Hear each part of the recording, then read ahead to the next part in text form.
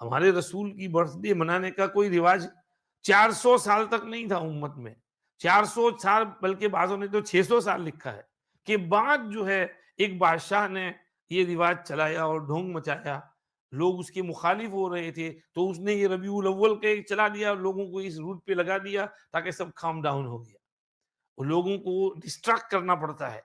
جیسے آج کل بھی پولیٹیکل جو ہوتے ہیں وہ پوری قوم کو ایک اسپورٹس میں لگا دیتے ہیں، ڈسٹریکشن کر دیتے ہیں اور اوپر سے حکومت کرتے رہتے ہیں۔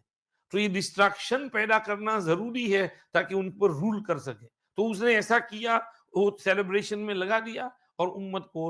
اس راہ پر لگا دیا، حالانکہ اس کا کوئی ثبوت نہیں ہے کہ اب صلی اللہ علیہ وسلم نے کسی کی برتھ ڈے کو سیلیبریٹ کیا ہو۔ ہم لوگ حضور کی برتھ ڈے کو سیلیبریٹ نہیں کرتے، عیسیٰ علیہ السلام کی برتھ ڈے کو کیسے سیلیبریٹ کریں گے؟ کچھ لوگ ایسا بولتے ہیں،